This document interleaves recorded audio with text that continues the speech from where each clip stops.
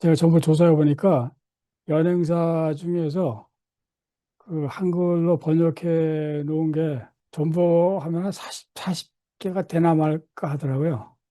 그 출판된 책들, 뭐, 그 다른 기관서 번역하고 이런 걸 전부 합치면은.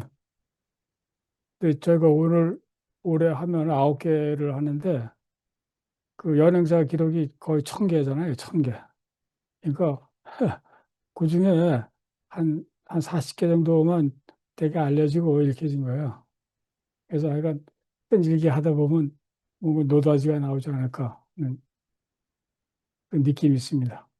그래서 오늘은 그 일곱 번째로 최연의 조선일록이라는 건데, 1608년에서 1609번.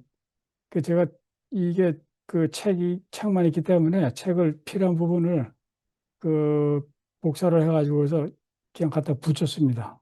그래서 빨리 읽고서 그 맥락을 한번 잡아보는 식으로 해보겠습니다.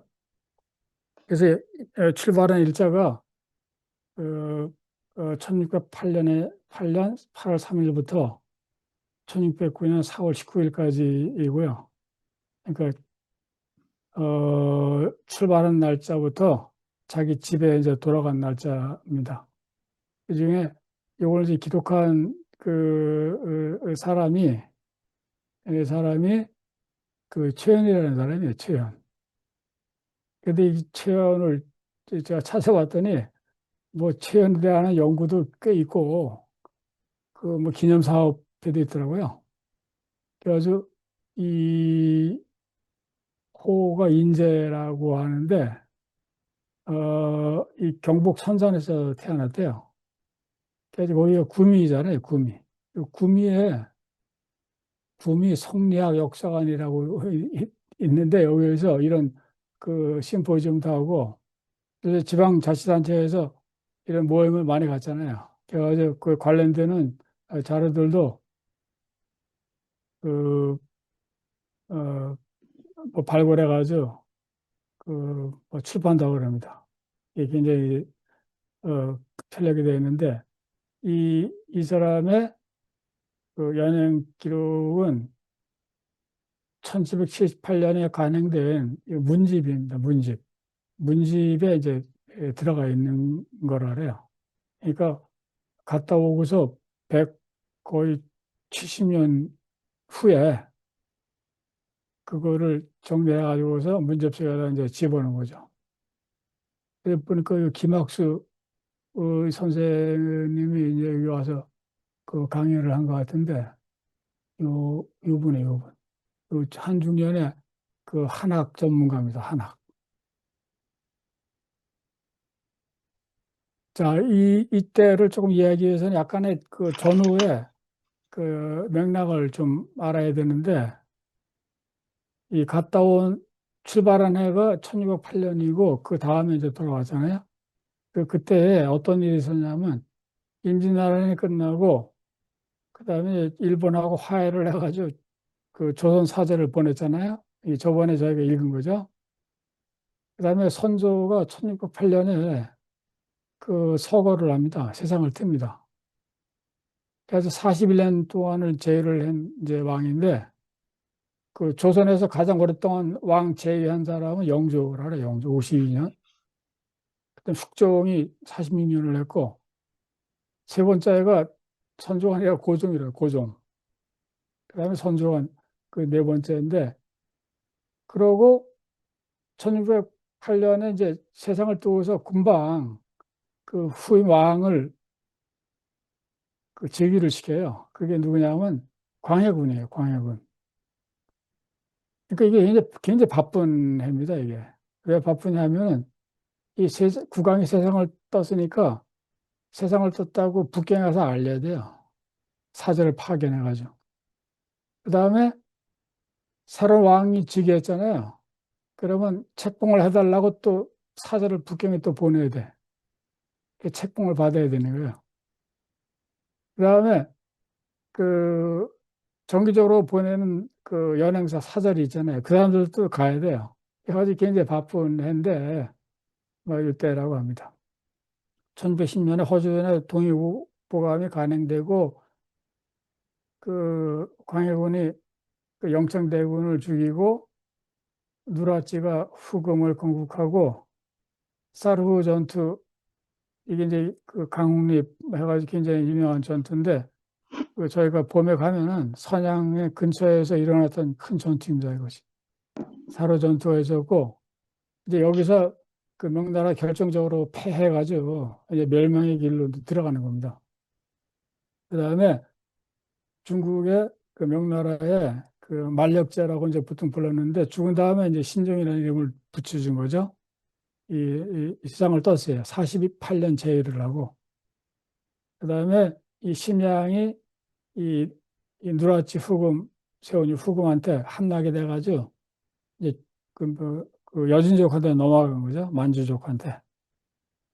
그다음에 인조완전이 일어나가지고 광해군이 쫓겨가고 그 제주도로 뭐 등등 해가지고 그 엄청난 일들이 벌어진 때에 이제 가게 된 겁니다.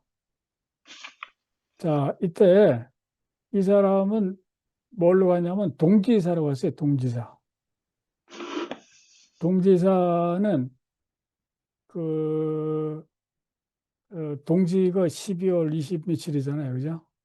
이제 그때가 만물이 이제 소생하는 그 생명이 이제 새로 이제 움을 트는 그런 이제 그 절기라고 여겼는데 동지사 때 항상 보내요. 왜 보내냐면 가장 큰 그 일 중에 하나가 이 달력을 받아오는 거예요. 중국에서 달력.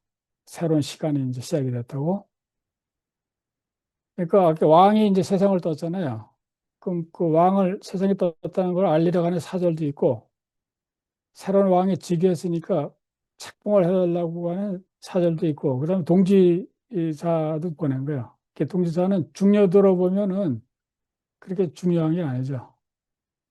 그다음에 정기적으로 가는 사절 중에는 그 황제의 생일날에 갑니다. 생일날.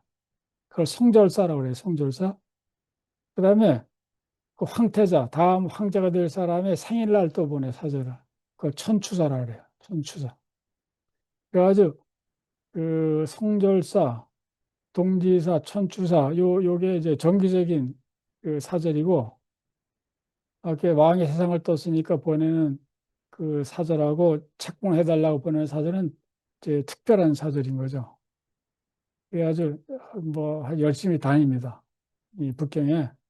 그럴 때 이 동지사로 가는데 이 사절에는 그 가장 중심적인 그 관료가 세 사람이 있는데 정사가 있고 정사, 엠베서더가 있고 부사, 바이스 엠베서더가 있고 사장관, 사장관이 말하자면 뭐 사무총장 같은 거예요. 사무총장. 세 번째 넘버 3로 이제 이 사람이 간 거예요. 그래가지고서 그뭐 가는 게 복잡합니다. 이제 그 영어 넘어가고요. 자, 이제 가면서부터 적은 거예요, 이 사람이. 이 사람이 이, 이, 이 서장관들이 대부분 그 자세하게 기록을 하는데 어떤 사람은 간단하게 기록한 사람이 있고 어떤 사람은 아주 자세하게 기록한 사람이 있어요. 그거는 그 개인의 성격, 성향에 이제 달려 있다고 이제 생각을 합니다. 어떤 사람은 귀찮으니까 그냥 시만 계속 적어 놓은 사람도 있고 아주 각인각색이에요, 각인각색.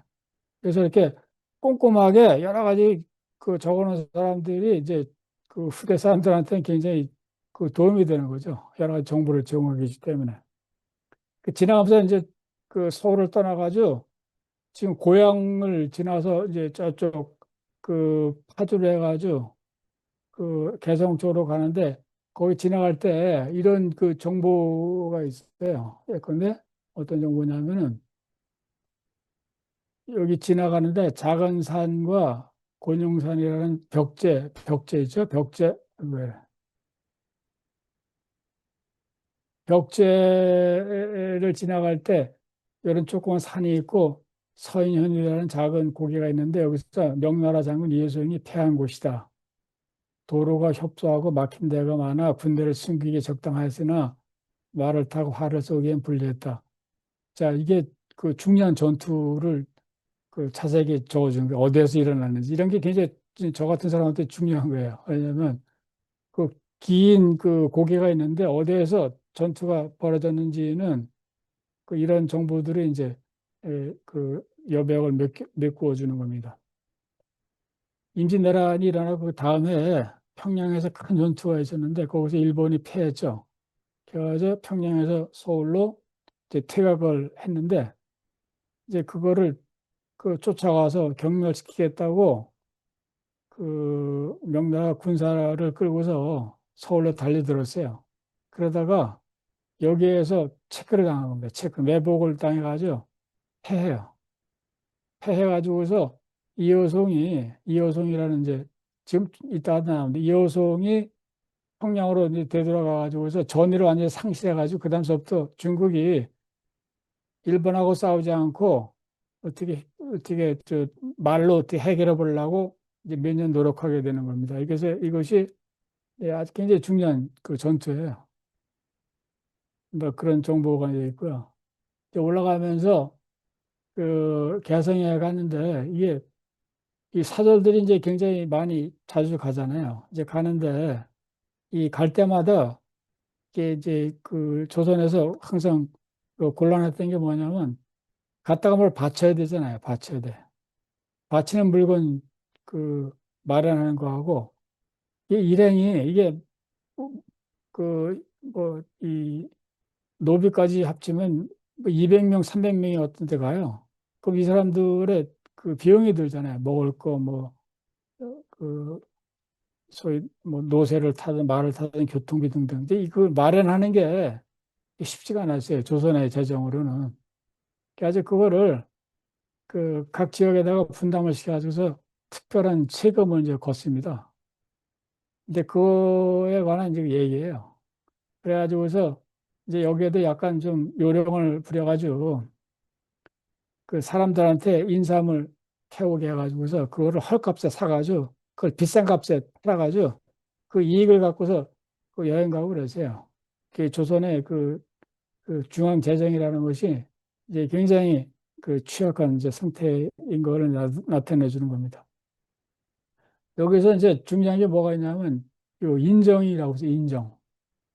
그, 어, 사신 일행한테 지급할 노자, 여행비, 그 다음에 인정이라고 써 있잖아요. 인정. 별은 특별한 뭐 예의적인 인정이라는 뜻인데 인정이 뭐냐면은 이게 와이로예요, 와이로. 중국 관료들한테 가면서 만날 때마다 돈을 줘야지만 보내주는 거야. 뭘 하든지 돈이야, 이거.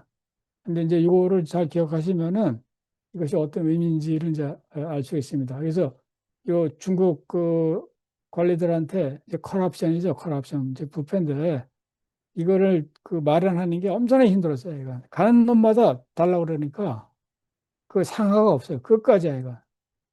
그래서 이제 그런 그 어려움을 이제 얘기를 하고 있습니다. 그래가지고 뭐 그런 얘기가 좀 있고요. 그래가지고 평양에 이제 가면은 이 조선의 사절들이 항상 하는 게 있어요. 하는 게 뭐가 있냐면 여기 그 기자에 관련된 두 가지를 꼭 보고 가려고 그래요. 보고 가려고 그러는데 이제 그걸 보면은 이 평양성입니다. 평양성 밖에 기자정이라는 세 글자를 크게 새긴 돌배석이 있고 거기에 돌개가 있었다. 민간에 전해지는 기자 시절의 어정이라고 하는데 거기에는 뭐 기자궁에 남은 터가 있었다. 여기서 중요한 게 뭐냐면 요 정자입니다. 정자. 요 정. 기자는 고대잖아요. 고대. 그 이때의 이 정. 이 정이 뭐냐면은 그 땅을 어떻게 나눠 가지고서 사람들이 경쟁을 하고 어떻게 세금을 국가에 바쳤는지 그 이상적인 흔적이 여기 있다는 거예요. 그래서 이것이 항상 이 사절들이 이제 그 가면서 들려가지고서 여기 찾아보고 하는데 그 정전 모양을 이게 뭐냐고 이제 이 마을 백성 가운데 이 사람이 있었는데 나이가 많고 옛것을 좋아한다고 그래서 그는 손에 종이를 들고 정전 모양을 그려가지고 옛날에 고대 때에 토지 제도가 어땠는지, 세금 제도가 어땠는지를 얘기하고 있었다 이런 얘기입니다. 그래서 이제 그것이 뭐냐면 이 평양성 전체를 그린 병풍이 있어요. 어디인가 있는데 이게 그 여섯 척이죠. 이제 병풍이니까. 그 중에 끝에 보면은 오른 왼쪽으로 보면은 이렇게 돼 있어요. 이렇게. 잘 보시면은 이게 이제 평양성이고 이쪽에 여기 이렇게 바둑판처럼 돼 있잖아요. 바둑판처럼. 이것이 그 기자 조선 시대 때에 이 토지제도, 이상적인 토지제도의 흔적이 남아있다 하는 겁니다. 이 그림은 이렇게 이제 그렸는데, 자, 이제 그것이 이런 식이에요. 옛날에는 세상에 좋을 때는 땅이 있으면은 농사 짓는 땅을 이렇게 나눴다는 거죠, 이렇게. 그러니까 요거를 이렇게 해가지고 이렇게 가로, 세로 이렇게 하면 이게 정자잖아요, 정자. 우물정자죠, 그죠? 모든 땅을 그 말이 있으면은 이렇게 나눠가지고 하나, 둘, 셋, 넷, 다섯, 여섯, 일곱, 여덟, 아홉이잖아요. 아홉. 이렇게 땅을 나눠서 여덟 집한테 나눠주고, 어? 여덟 집한테 나눠주고, 그다음에 가운데 땅 하나는 공동으로 경작을 해가지고 여기서 나는 거는 국가의 세금으로 바쳤다는 거예요. 예? 그리고 나머지 자기네들의 땅은 세금을 안 내는 거예요. 노동만 봉사해서 여기서 나는 땅에 세금을 바치고 자기네 집에 건 세금을 안 내. 이 얘기 뭐냐면 결국 그 세금을 땅에서 걷는 게 국가에서 걷는 게 이게 9분의 1이잖아요. 9분의 1. 근데 이걸 이제 10분의 1이라고 이제 표현을 해가지고 10%만 걷는다고 얘기를 했어요. 10%. 그래서 이 농업사회고 이 토지가 전부인데 이 지금으로 얘기하면 소득세죠. 소득세를 국가에서 얼마를 이제 걷는 것이 가장 적합한가를 항상 조선 사람들은 10%가 이상이라고 생각했어요. 10%. 그런데 이거를 그 더 노력을 해가지고서 조선은 이 전세율이 5%가 안 됐어요. 5%가. 자, 그래서 국가가 가난했습니다. 가난했어요. 가난하니까 소득세에서 세금을 못 걷으니까 이 다른 명목으로 세금을 걷어들였는데 그 걷어들인 것이 이 평민들이었어요. 평민들. 공납이라는 이름으로. 그 토지를 많이 갖고 있는 그 양반 계층은 세금을 거의 안 냈어요. 세금을. 공짜로 사는 거야. 그래서 왕이 뭐라고 할 때마다 이거를 얘기하는 거야. 우리는 옛날 그 주나라 때에, 이게 주나라에서 온 거예요. 주나라 때에 왔다는 전설을 갖고서 이렇게 우리 나라를 운영해야 된다고. 그래가지고서 그 평양에 기자묘가 있는데 기자가 죽고서 묻혔다는 묘가 있어요. 묘가 있는데 그 서쪽으로 보통문을 나와서 가보니까 기자묘가 있어서 기자묘를 알아냈다. 그래가지고 그 칠성문 밖에 있는데 뭐 봉분이 어쩌고 저쩌고 해가지고 항상 그 기자를 숭앙하는 그 의식을 항상 치릅니다. 근데 기자가 왜 중요하냐면 또 조선의 양반층한테 그 기자가 뭐 그 금법 해가지고서 그 중에 몇 가지 법을 만든 게 있는데 그 중에 도둑질한 놈은 노비로 삼는다는 조항이 하나 있어요. 그거를 붙잡고서 노비제도를 조선이 1000년을 유지한 나라예요. 1000년이. 대단한 나라입니다. 조선이. 조선의 노비제도가 고려 시대부터 조선 말까지 가는데 그 1000년이 유지가 되는데 그 근거가 기자야. 기자.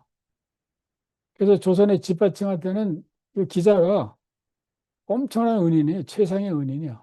그래서 기자를 엄청나게 숭앙을 합니다. 근데 실제로 기자모 이게 평양에 평양 사진이에요. 그 예전 사진인데 이게 여기 서울 역사박물관에 있다고 하는데 이렇게 뭐 을밀대 뭐 대등문 해가지고 이렇게 있고 그 칠성문 밖에 나가면 기자묘가 있어요. 기자 묘가 실제로 있습니다. 이게 거짓이 아니라. 근데 이게 저 어느 책에서 이제 따왔는데 보니까 이게 이 사진이 그 굉장히 규정한 사진이에요. 규정한 사진인데 남가주 대학에 있더라고요. 남가주 대학에. 여기 저기 로스앤젤레스에 캘리포니아에 그 기자묘라고 써있잖아요. 기자릉이라고 여기 와서 전부 이제 배를 하는 겁니다. 그러니까 조선 장관들한테는 이 이상 낙원을 만든 사람이고 이거를 근거로 해가지고서 자기네들의 이제 특권이 그 500년 동안 유지가 된 거죠. 그러니까 얼마나 고맙겠어요. 그래서 쭉 올라가다가 이제 압록강 그 의주까지 갑니다. 의주까지 가는데 그 자 이제 건너가면서 왔더니 두 강 사이에 여염집이 있고 강이 있으면 강이 크니까 강이 갈라져 나오면서 중간에 섬들이 있어요. 압록강에. 섬들이 있는데 그 위화도라는 말은 들어보셨잖아요. 그죠? 위화도 해군 이성계가 해군했다고. 그 섬이 한두 개가 있는 게 아니라 꽤 많아요.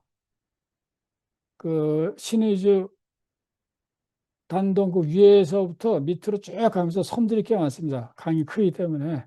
그 중에 강 하나가 저기 그 중에는 섬 하나를 중강이라 그랬어요. 중강. 중강.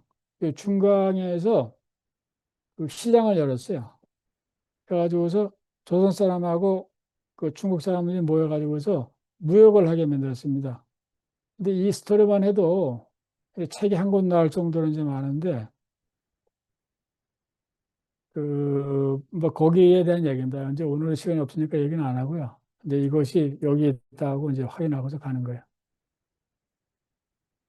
자, 이때 이 동지사들이 그 이 동지의 황제한테 그 의뢰를 지내고 뭐 달력받고 하는 거 이외에 무슨 그 의무가 하나 있었냐면은 표류해온 중국 사람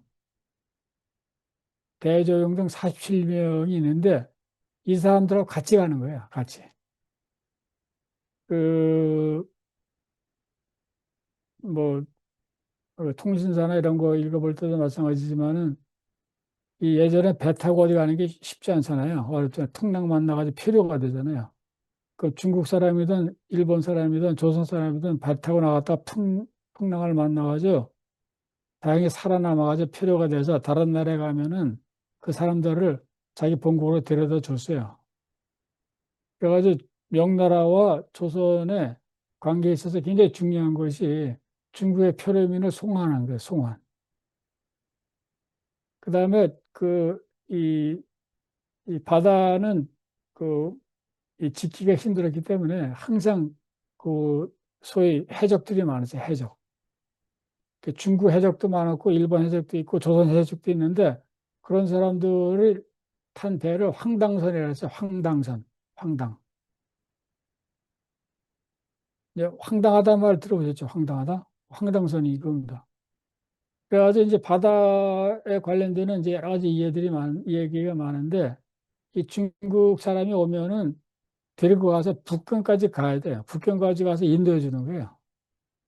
그래서 그리고 거기 가는 소요 절차가 꽤 많았습니다. 근데 그 얘기를 이제 하고 있는 거예요. 47명이 같이 떠나는 겁니다. 중국으로. 그래가지고서 그, 이 사절들이 갔을 때에 들어간 그 비용을 이제 이렇게 어, 얘기를 하고 있는데 이거는 어떤 기회가 되면 좀 자세하게 분석하는 게 이제 좋을 것 같습니다. 자, 그래가지고 이제 이런 연행사 그 기록들을 우리가 읽을 때 이제 왜 이걸 자꾸 읽어야 되냐.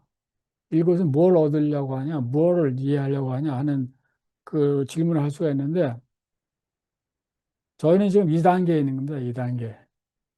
이 뭐가 일어났는지, 누가 갔는지, 왜 갔는지, 가다가 어떤 일을 당했는지, 누구를 만났는지, 뭐 어떻게 다른 사람들하고 교류를 했는지 등등 이런 여러 가지 얘기가 많잖아요. 이게 그 그런 에피소드를 담고 있는 그 연양사 기록이 1,000개 정도가 되거든요. 그래서 엄청나게 알아야 돼요. 얘가. 주워 가지고서 굉장히 그 데이터를 모집을 해야 됩니다. 모집을. 이제 이것이 첫 번째 작업이고, 저희는 지금 이제 일곱 번째인데, 뭐 한 50개, 뭐 100개 정도는 읽어야지, 읽었다고 하지, 한두 개 읽고서 읽었다 그러면, 좀 얘기가 안 돼, 이게. 예? 이제 그러면서 항상 생각하는 게 뭐냐면, 이 많은 것들이 있잖아요. 많은 것들이 있으면 이거를 서로 연결시키는 능력을 이제 길러야 되는 거예요. 연결시키는 스토리를. 에피소드가 무수하게 많은데, 그거를 연결시키는 그 능력을. 그러면 뭐가 이제 드러나냐 하면은, 많이 읽다 보면은, 그 인간들의 어떤 행동의 패턴이 드러나요, 패턴. 유형이 드러나는 겁니다, 유형. 근데 이것도 시간이 좀 많이 걸리고, 근데 많은 사람들은 그 설명을 여기서 끝내거나 여기서 끝내요, 되게. 이제 그러면 이제 그냥 그 이제 아마추어로 계속 남는 거죠. 그죠? 근데 진짜 이제 조금 더 한 단계 가려면 이거를 이제 여기에 대한 깊은 이해까지 가야지만 나름대로 자기의 어떤 그 지식이 되는 겁니다. 지식이. 이런 것들이 왜 생겼는지, 왜 이런 행동을 하는지, 이런 패턴이 왜 있는지에 대한 그 분석을 하고 하면은 이제 이것이 이제 이 깊이 있는 역사 연구라 할지 인간에 대한 이제 깊이 있는 연구가 되는 겁니다. 이거를 이해하기 위해서는 이제 복잡한 절차가 필요해요, 이게. 이게 현상이 있는데 현상을 만들어내는 그 밑에 무엇이 있고, 그것을 또 만들어내는 그 밑에 무엇이 있고 이렇게 내려가잖아요.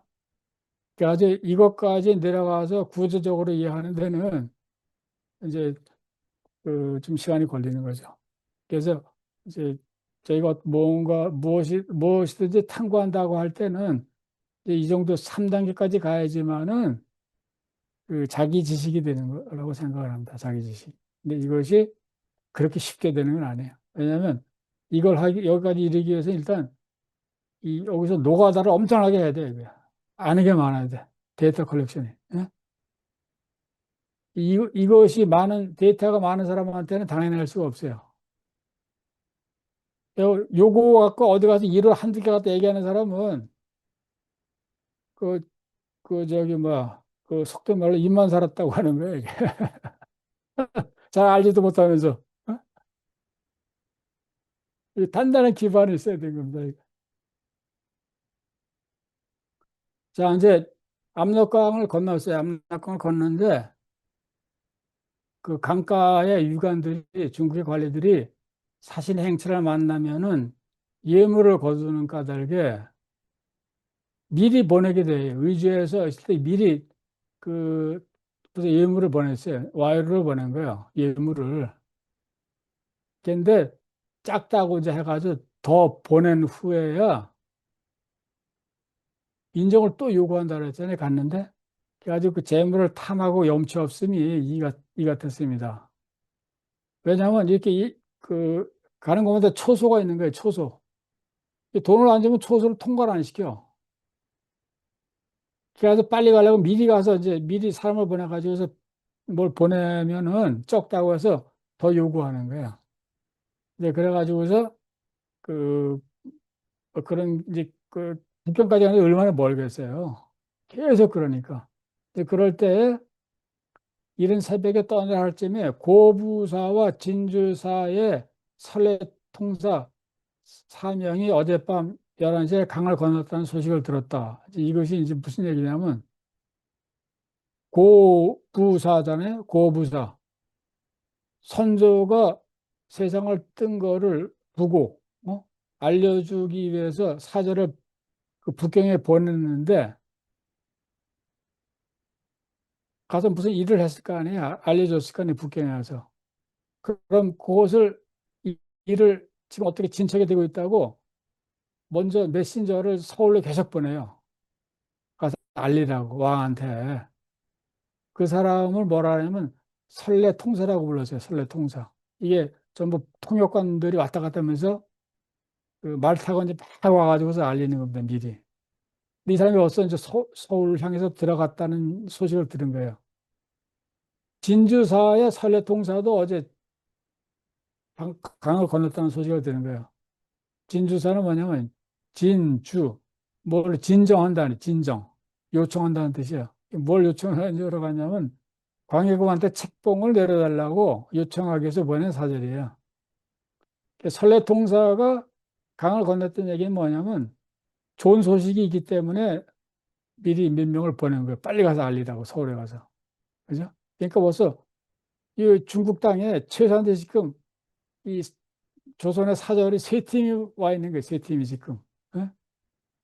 동지사가 있고, 동지사가 강을 건넜고, 지금 고부사하고 진주사도 중국에 있는 거야, 아직. 예? 자,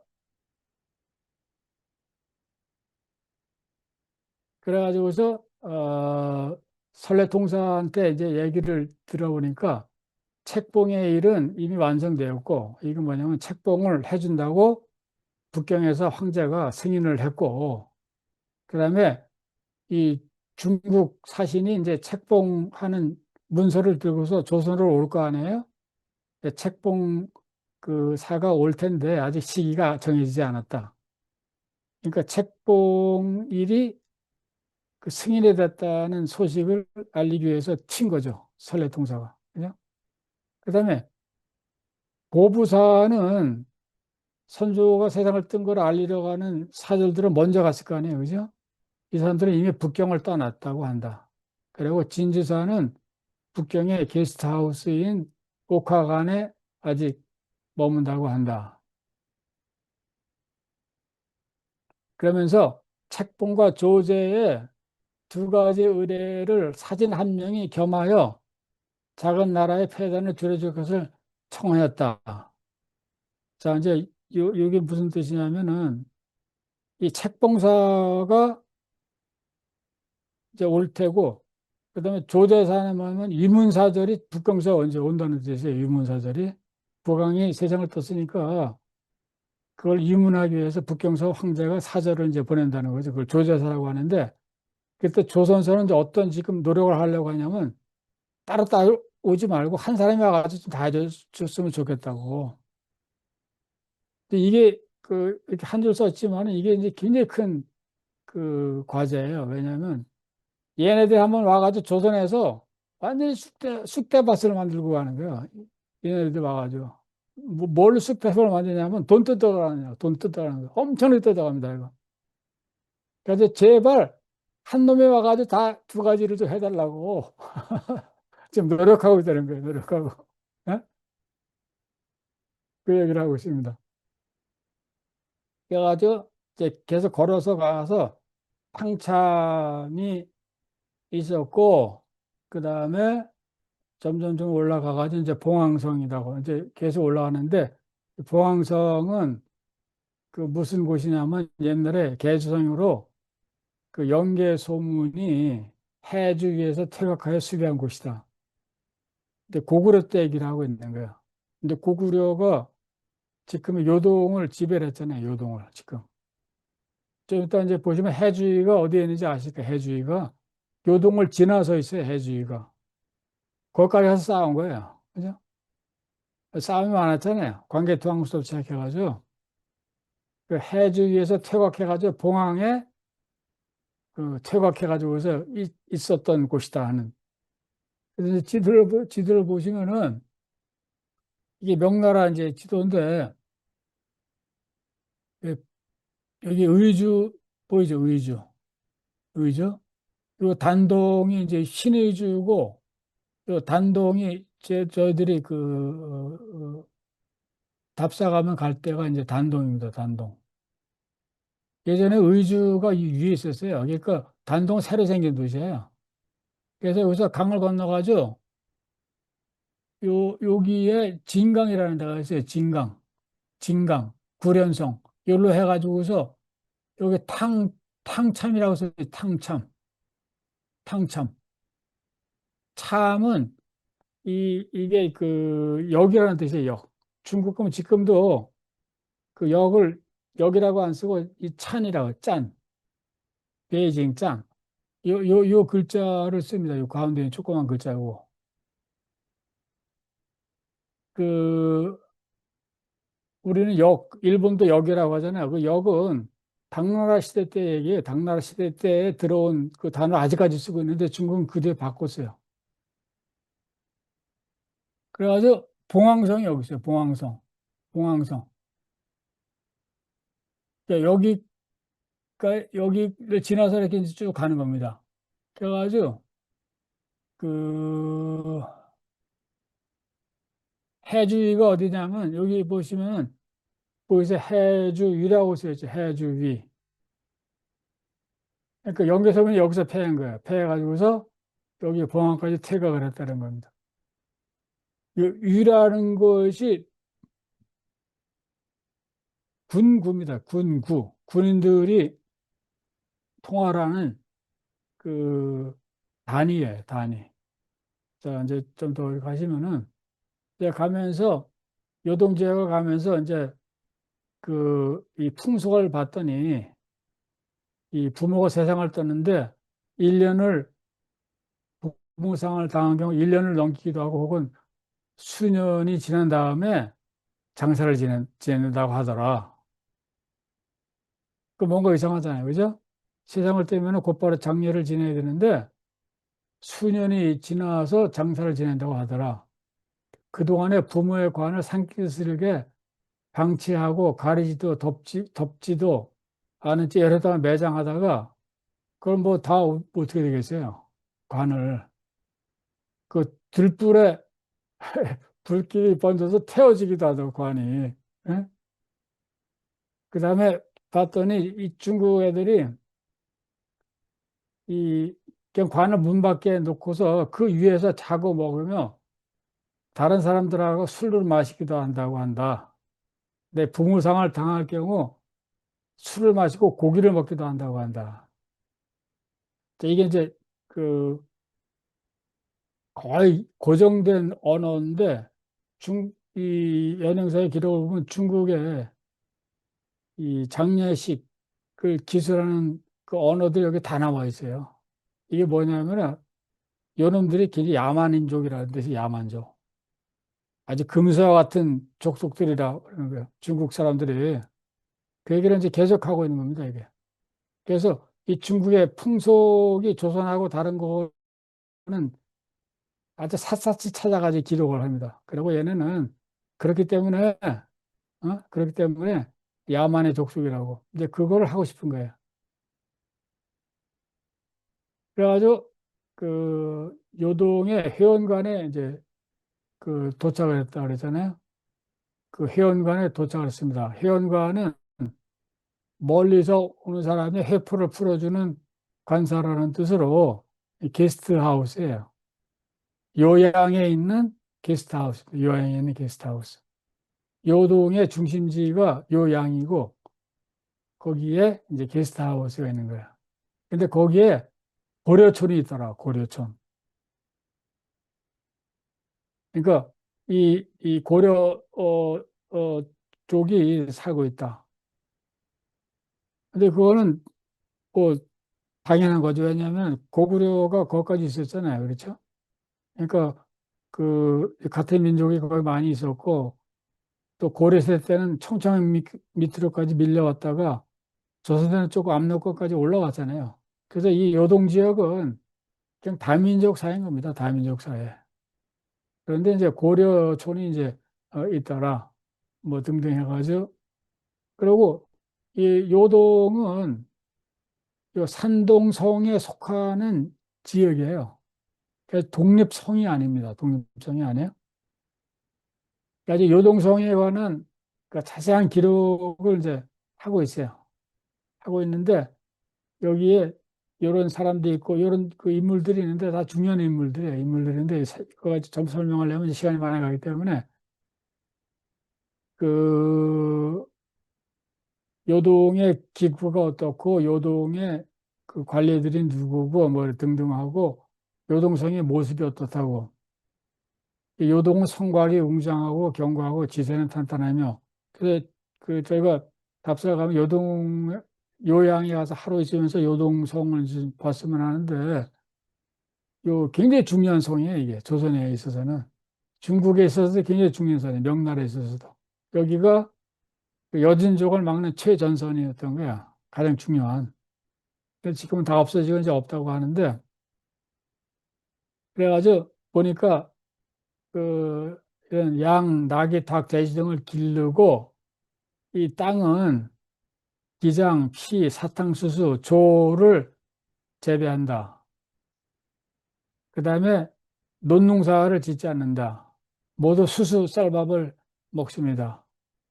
예전에 여기가 좀 추운 지역이라 가지고 논농사가 안 되는 거예요. 그래가지고 그 주로 그 기장을 많이 심었고 기장, 그다음에 조, 그다음에 옥수수. 이 옥수수를 중국에서는 북방 가면 옥수수를 많이 먹어요. 옥수수를. 그래서 중국에 여행 가면 아침에 옥수수 삶아가지고 항상 있잖아요. 그 사람들 아침부터 삶은 옥수수 먹어. 그게 아침이야. 왜냐하면 그 밥이나 마찬가지야. 밥이나 옥수수가. 그래서 그게 이제 풍습에 따른 거를 이제 기록하고 있는 거죠. 그래서 요동이 여기에 요동이 여기인데 지금은 요양입니다. 여기 이제 현재 이름이 써 있어요. 요양. 요양이고 그 위에가 심양이에요. 심양. 그리고 요양이 이제 그 요양의 성이 있고 여기에 그 동령위 그다음에 요동 동 도사가 있고 자재주 이거 행정구역을 나타내는 건데 무슨 위가 있어요. 위 이게 그 중국의 간자체로 되어 있어가지고 그 위소할 때 위자입니다. 위 이것이 군구의 그 단위들이에요. 단위들.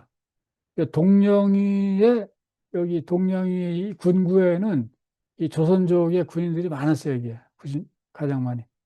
그리고 이 근처에 그 고려촌도 있었고 그다음에 여기까지 가서 올라와서 그 보면 연산관이라고 있고 그다음에 쭉 이렇게 와가지고 여기까지 왔다 다시 내려가서 해저 위를 지나가지고 이렇게 해서 중국으로 가는 겁니다. 자, 요 지역은 뭐냐면은 요게 이게 몽고하고 여진족의 땅이에요. 이게 중국이 여기 명나라 때 여기를 통치를 못했어요. 이건 외국인 거예요. 외국. 그러니까 요동이 여진님하고 몽골을 막는 최전선이고 굉장히 침입이 많았던 그런 지역입니다. 요동성의 풍속을 이제 봤더니 요동성이죠. 봤더니 성 안의 사람들은 도둑질을 잘합니다. 도둑질을. 그다음에 이 관리들은 우리나라에서 사신이 오면은 징계한 재물이나 보배를 얻는 걸 얻는 지역이었습니다. 뜯는다는 거죠. 그래가지고 천여 명의 무리를 지어봐가지고서 은과 인삼의 물건을 이제 뺏어갔습니다. 은하고 인삼이 가장 중요한 물건입니다. 당시에는. 인삼이 이제 굉장히 비싸고요. 그다음에 화폐가 은이기 때문에 그다음에 그 어, 뇌물을 하늘에 받쳐주니까 이미 아주 규범이 돼가지고서 오기만 면 뜯어간다는 거죠. 그다음에 요동 도사가 여기 이제 대장이에요. 도장인데 요동 도사를 이제 만나가지고서 인사를 하고 이제 뇌물도 바치고 하니까 묻기를 임해군은 생존해 있는가? 지금 어디 있는가? 그러니까 상사, 이 가장 대장이 통사를 시켜가지고 얘기를 하기에 여전히 교동에 있습니다. 하고 대답했다 그랬잖아요. 그다음에 그 도사가 말하기를 국왕의 책봉받는 일은 조정에서 이미 완료되었다. 그래가지고 그러니까 상사가 아주 그 책봉의 은전을 받아가지고서 저희 조선의 신민들은 감격해서 어쩔 줄 모르겠습니다. 그래 대화를 나누잖아요. 임해군이 누구냐면은 광해군의 저기 형이에요, 형. 그 친형이에요, 친형. 네, 광해군이 왕이 되면서 임해군을 죽였어요. 이 선조가 엄마가 똑같대. 임해군하고 광해군은. 근데 임해군은 어릴 때부터 성질이 포악하더라 아주 선조가 미워했어요. 그래가지고 얘를 건너뛰고서 광해군을 그 왕세자로 삼은 거예요. 그래서 형제 중에 그 한 사람이 왕이 되면 다른 형제들은 빨리 지방으로 튀어야 돼. 그래가지고 그 사라져야지 목숨을 건져요, 옛날에. 근데 얘는 계속 서울서 왔다 갔다 하니까 얘를 죽였어요. 그래가지고서 중국서는 조선을 통제하려고 얘를 왕으로 시키라고 굉장히 애를 썼어요. 중국서는. 임해군은.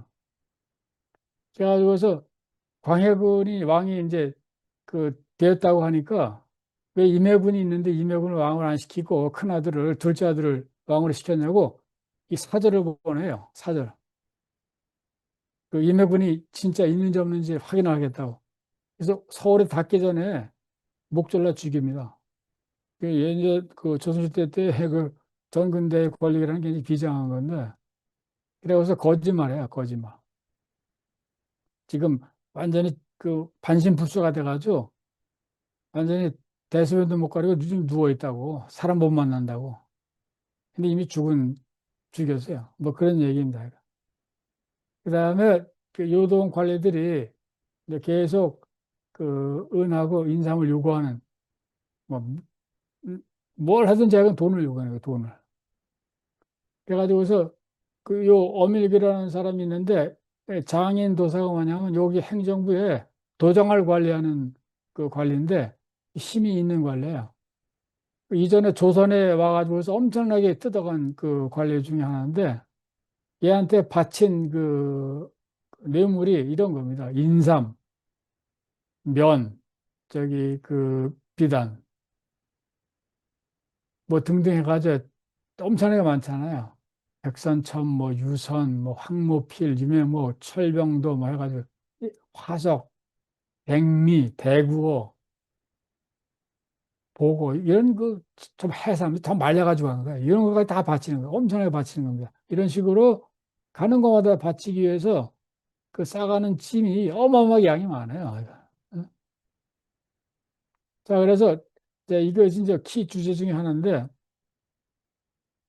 이 조선 사신들이 이제 북경에 가면은 그 이제 관리들한테 이 공적으로 대하는 언어, 황제에 대한 그 복종, 충성심, 경외감 이 등등의 찬사는 엄청나게 그 아주 펼쳐집니다.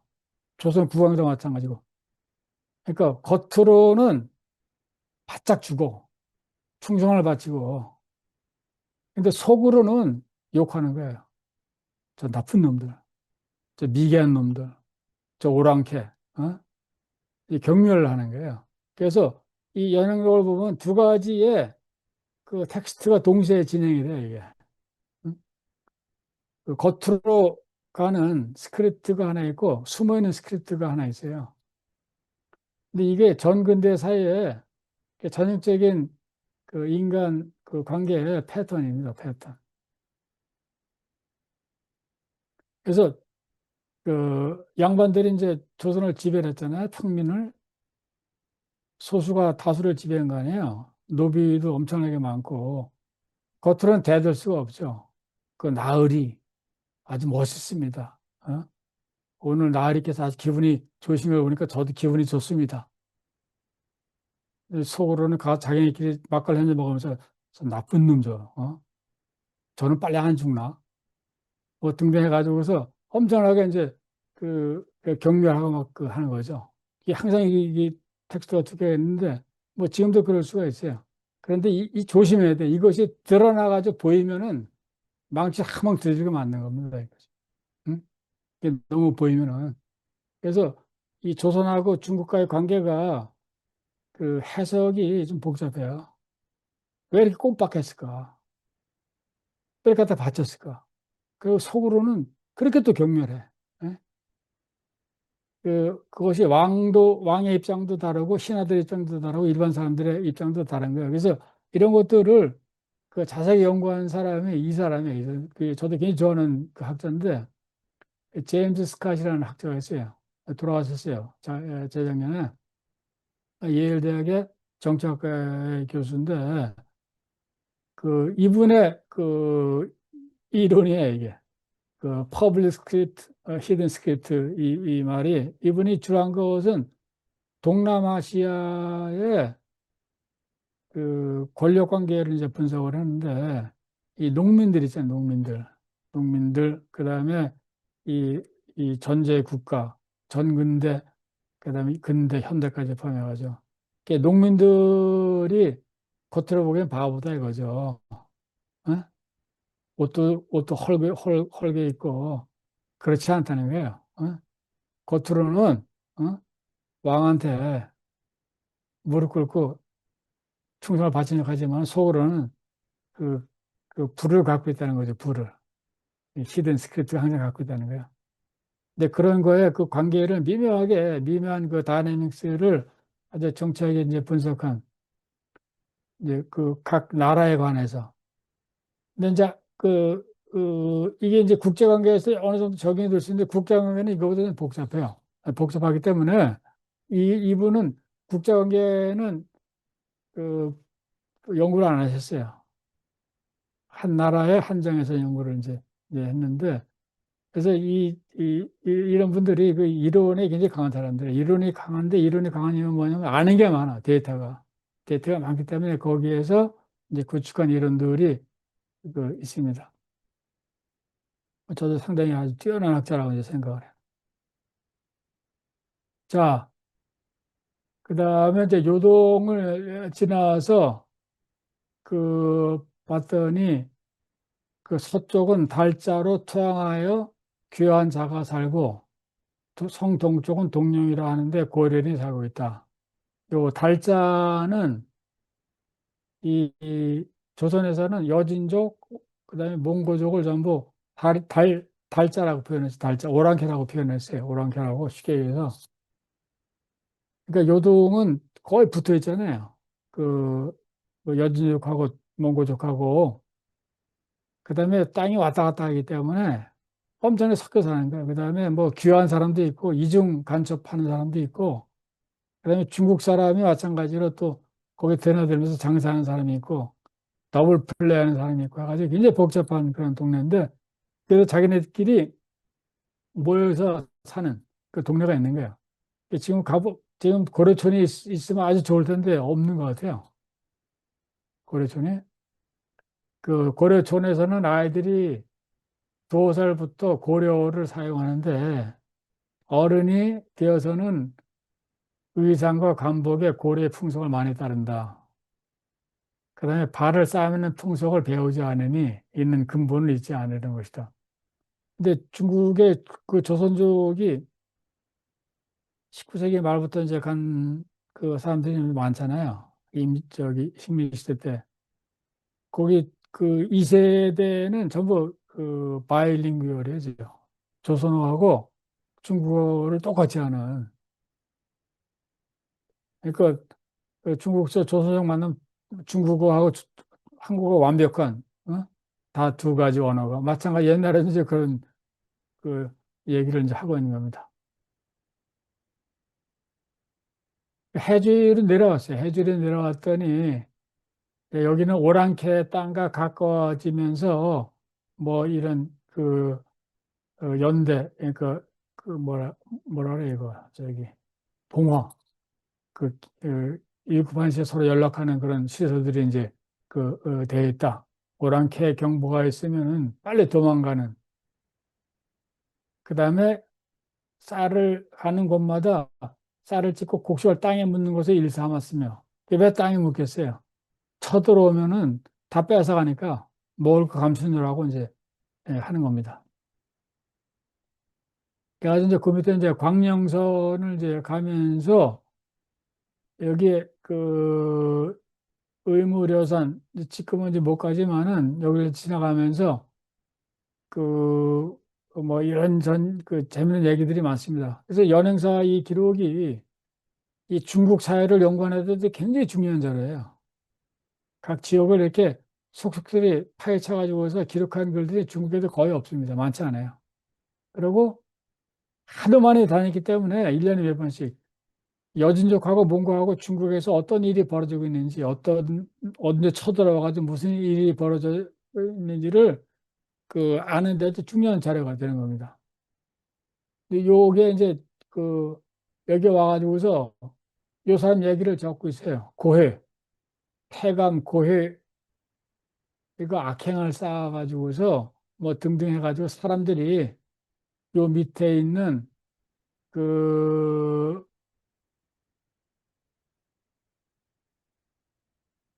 밑에 있는 사람들을 그 고해라는 태감의 밑에 있는 사람들을 죽이고 뭐 그 고태감의 족속들과 가정 300명을 죽였다고 그랬잖아요. 이게 무슨 얘기냐면은 저번에 한번 제가 말씀드렸지만은 황제의 힘이 엄청나게 강하잖아요. 황제의 힘을 받쳐주고 있는 것이 황관들이라고 그랬잖아요. 황관. 한관을 태감이라고 하는데 한관이 적어도 뭐 한 7, 8만, 많을 때 10만 명 정도가 되니까 각 지역에 그 거물주전이 쫙 깔려 있는 거야. 요동에 들어온 그 환관의 태감이 있어요. 고혜라는 사람. 이 사람이 악명이 높아, 악명이. 근데 요때 왜 악명이 높았냐면은 요, 이 광세라고 그래가지고 광세, 세금. 광물 세금을 걷었어요. 광물 세금을. 근데 광물 세금을 걷어가지고서 이제 황제한테 보냈는데 광물 세금을 어떻게 걷었냐면은 마을에 들어가가지고서 딱 앉아가지고 너네 집에 땅을 한 100m 파보면 분명히 광물이 있을 거다고. 그러니까 이만큼 세금을 내라고. 그다음에 어느 동네 가면 동네 전체에 니네 여기 그 지금 평지지만은 한 50m 파보라고. 분명히 금과 은이 있을 거라고. 그러니까 세금을 내라고. 그래가지고서 그렇게 몇 년을 한 20년 이상을 엄청나게 괴롭혔어요. 엄청나게. 그 병졸들을 들고 다니면서. 이 가정이라는 것이 그 프라이빗 소울즈, 프라이빗 소울즈, 개인의. 그러니까 사람들의 그 원성이 엄청났던 거죠. 이제 그 얘기를 하고 있는 겁니다.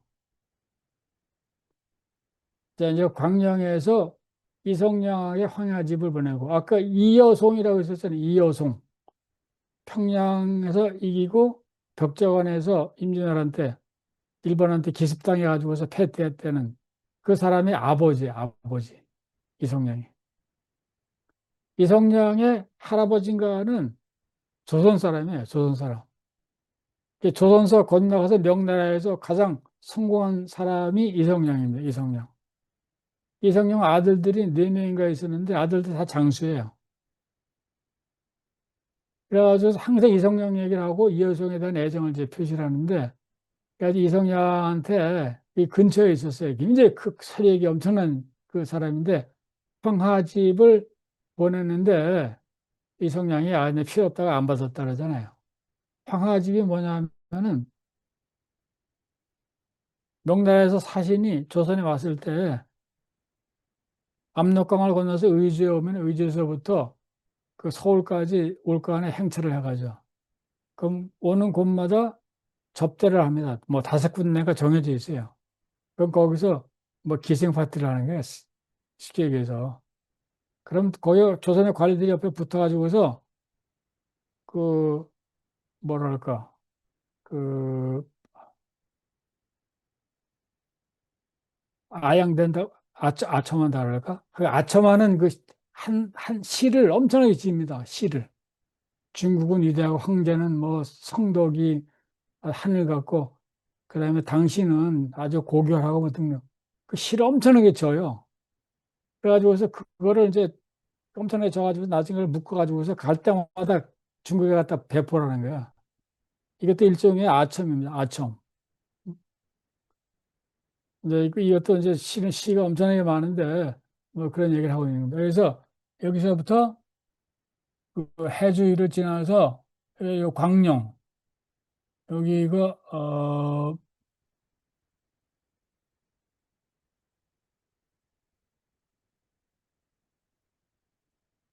어디 글자가 있었네. 광룡 쪽광이 써가지고 안 보이네. 여기가 광룡이에요. 광룡 이쪽이. 아 광룡이라고 돼 있네. 광명, 광, 광림. 여기입니다. 여기. 여기에서 쭉 해서 이 밑으로 해가지고서 이 산해관까지 가는 겁니다. 저 광양에 머물러 가지고 뭐 등등 갔더니 뭐 가는 곳마다 도둑들이 들어가서 훔쳐가. 뭐 그 얘기도 쓰고. 그다음에 그다음에 그 이 진공 달자들이 뭐냐면 달자가 여진족이라 그랬잖아요. 여진족. 진공이 뭐냐면 이 종을 바치러 가는 공물을 바치러 가는 여진족들이 국경을 엄청나게 드나들어요. 엄청나게 드나드는데 이때 이 만난 거야. 만났더니 그 뭐 물건을 뺏었다 그러잖아요. 근데 이게 그 여진하고 조선은 급이 달라가지고 여진족의 조공 사신들은 엄청나게 떵떵대요. 그래서 걔네는 10개를 갖다 주고 100개를 뺏어와. 항상. 그래서 거기에 대해서 명나라가 그 꼼짝을 못했어요. 잘못 건드리면 자기네가 다치니까. 그 조선은 100개를 갖다 주고 10개를 얻어오는 겁니다. 거꾸로. 이제 그러면서 그, 이쪽 그 겉으로 나타나는 디스코스는 그 여진족 오랑캐 중국에서 볼 때 오랑캐 미개한 놈들 멋쩍하지만은 속으로는 겁내는 거야. 그래서 여기서 아까 퍼블릭 스크립트하고 히든 스크립트가 역전이 되는 거죠. 역전이. 근데 그 얘기입니다. 그래서 산해관에 도착해가지고서 이제 조문을 받고서 이제 들어가는데 이제 거기 가서 성절사를 만났어. 성절사. 그다음에 천추사도 만났어요. 천추사. 천추사는 그 황제의 그 아들 황세자의 생일을 축하하기 위해서 갔던 사절. 그다음에 성절사는 이 천황의 이제 황제의 그 생일을 축하하기 위해서 갔던 사절. 그다음에 아까 그 진주사도 있었다 그랬잖아요. 그다음에 고부사도 있었잖아요. 고부사. 그러니까 5팀이 뛰고 있어요. 지금 5팀이 같은 시기에 5팀이 지금 북경에 왔다 갔다 하고 있는 겁니다. 같은 시기에. 근데 여기서 3팀이 만났어. 산해관에서. 어? 왜 그랬을까? 조선은. 조선은 벨도 없나? 왜 그랬을까? 이제 그런 큰 그 질문이 있잖아요. 이제 거기에 대해서 저희가 이해를 이제 하는 것이 이제 목표가 되는 겁니다. 인류학의 숲으로 초대합니다. 인문세닷컴에서 만나요.